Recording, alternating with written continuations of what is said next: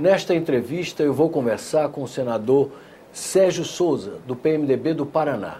Nós vamos falar sobre o voto aberto que recentemente o Senado aprovou, depois de uma longa polêmica. Senador, o senhor foi relator da matéria. Ficou satisfeito com o resultado final? Olha, eu fiquei, Armando. Num primeiro momento, até um sentimento de decepção, né? Porque nós buscamos tanto o voto aberto na plenitude, no âmbito do parlamento brasileiro, não só do Congresso Nacional. Nós buscamos isso em duas propostas de emenda constitucional que eu tive a honra de ser o relator. Depois acabaram sendo juntadas, e com uma outra que também fui designado relator. E foi, inclusive, o segundo relatório que fiz, porque na primeira, que era a PEC número 20, de autoria do Paim, nós chegamos a aprovar também na CCJ e veio ao plenário e estava na fase das discussões. Aí depois, quando veio a PEC 43 da Câmara, novamente fui privilegiado pelo presidente da CCJ, com a relatoria dessa proposta de emenda à Constituição, o senador Vital do Rego, e ali não foi diferente a nossa posição, né? O voto aberto na plenitude, porque a democracia, ela se consolida quando há uma ligeira correlação entre o representante e o representado. Quando o representado, de fato, se sente representado. Quando o representante, ele faz a sua representação de forma transparente. Então, eu vejo que a postura, a transparência deve ser uma obrigação do parlamentar, como é um direito do cidadão em saber como age o seu representante. Por isso que a importância do voto aberto no Congresso Nacional. Na versão relatada pelo senhor, o voto era aberto para tudo, para todas as modalidades de votação, e era também extensivo às assembleias e câmaras de vereadores. Como é que ficou no final? No final, nós ficamos com voto aberto para a cassação de mandatos e para avaliação, análise de vetos. Os outros dois pontos que nós tratávamos na proposta de emenda constitucional, que era no texto, o fim do voto secreto no parlamento brasileiro, isso não poderia haver voto secreto em nenhum das casas legislativas do país, seja Congresso, Assembleias ou Câmaras de Vereadores, e como proibia voto secreto, também atingiria diretamente o regimento interno das casas, e aí indo de encontro aos votos variados, instituições que ainda têm voto secreto para a escolha das comissões, para a escolha da eleição da mesa, por exemplo. Ou seja, no caso, ficou valendo apenas para o veto e para no caso... E autoridades que ainda ficou secreto, né? Mas não para as assembleias e câmaras de vereadores. Perfeito. Na verdade, nós votamos no Congresso Nacional uma alteração da Constituição, que agora já é a emenda constitucional número 76, que ela prevê o fim do voto secreto para vetos e para cassação de parlamentares só no Congresso Nacional. Aplicação imediata. A partir de agora já está valendo. Publicado, que já está valendo, já é uma proposta. Por exemplo, nós sabemos que está acontecendo em movimentações na Câmara dos Deputados, que pode haver novamente julgamentos aí de parlamentares, já será aberto. E eu pergunto, o senhor acha que nessa medida em que foi aprovado no Senado e na Câmara, o voto aberto correspondeu ao anseio da população brasileira? Olha só, o que o cidadão mais quer nesse momento do ponto de vista de voto aberto, de transparência do Congresso Nacional?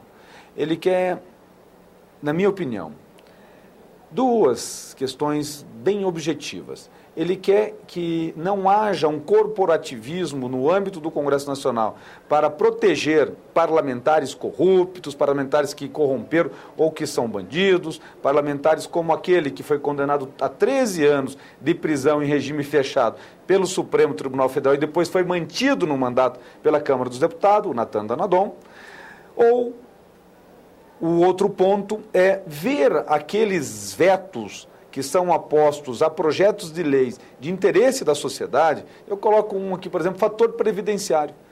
Ver esses vetos analisado e que o seu representante no Congresso Nacional tenha a coragem de dizer como é que ele votou.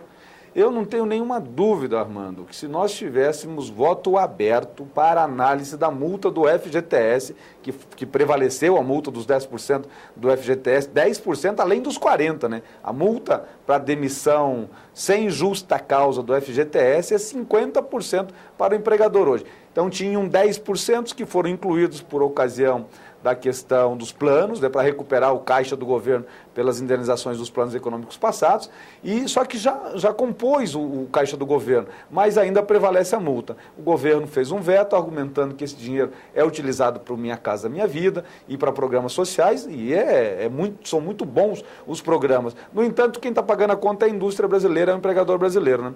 Então, o que nós trabalhamos, e muitos trabalharam para derrubar esse veto, mas não foi derrubado. Por quê? Porque era secreto. No Senado faltou um voto. E quanto ao argumento de que, abrindo o voto como foi aberto, ou como o senhor queria, mais amplamente ainda, o poder legislativo fica meio subalternizado em função das possíveis pressões do poder executivo, que é mais poderoso, mais presente, mais atuante? Armando, nós estamos falando aqui pela imagem da TV Senado, que chega em todas as regiões desse país. No interior do meu estado, no estado do Amazonas, nas capitais, chega em todas as regiões através de canal fechado e em algumas regiões pelo canal aberto. Nós temos redes sociais, temos rádios, televisões. Quando foi implantado o voto secreto na Constituição, como que era essa realidade no Brasil? Como que era a transparência, como que você prestava contas, como que a sociedade exercia o seu poder coercitivo junto ao parlamentar. Ela ficava de ouvir falar sobre determinadas situações. Então, o que nós estamos fazendo? Nós estamos atualizando a legislação. A legislação, ela busca sempre regular os costumes das pessoas. E os costumes das pessoas, o convívio em sociedade, exige a transparência do Congresso Nacional. E a fiscalização, o cidadão vai exercer através das redes sociais, através das movimentações de massas nas ruas, através da imprensa, e ele vai aplaudir ou vai criticar aquele que agiu a favor ou contra os interesses da sociedade brasileira. Faltam poucas semanas para o recesso do fim do ano. O senhor acredita que ainda há alguma matéria importante que venha a ser apreciada pela Câmara e pelo Senado nesse final de ano? Olha, tem várias matérias na Câmara dos Deputados.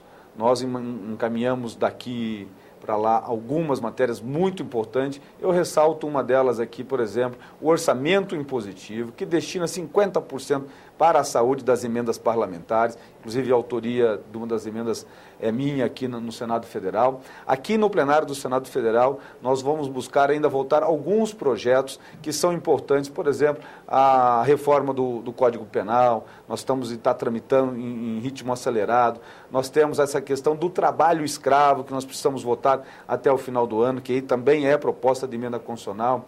Tem a questão que está terminando agora, os juristas estão para entregar o relatório sobre a lei de execuções penais, que é importante para nós darmos um novo sentido à aplicação da pena nesse país. Tem projetos de leis que tratam da criminalização do usuário de drogas, da segurança pública. Nós temos uma comissão trabalhando. Tem muitos projetos para serem apreciados. Espero que, e pelo que nós estamos vendo, vai ser possível um esforço concentrado até o final do ano para votarmos aí a maioria dos projetos. Mas o balanço que o senhor faz até agora, em relação ao trabalho do Congresso, é positivo? Positivo, especialmente do Senado Federal, e acredito muito isso, a movimentação de junho em massa da sociedade brasileira, que foi às ruas, levantou as bandeiras das suas causas e pressionou a classe política brasileira, não só o Congresso Nacional, mas também o Poder Executivo, e que fez com que andassem muitos projetos que estavam aqui no Senado há muitos anos. Exemplo é esse do voto aberto, né?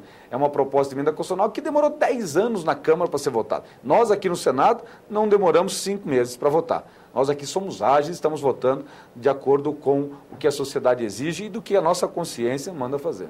Aliás, não preocupa o senhor como senador o fato do Senado estar fazendo o seu dever de casa e aprovando coisas importantes que ficam paradas lá na Câmara? Olha, você sabe que até uma característica própria do sistema bicameral, né?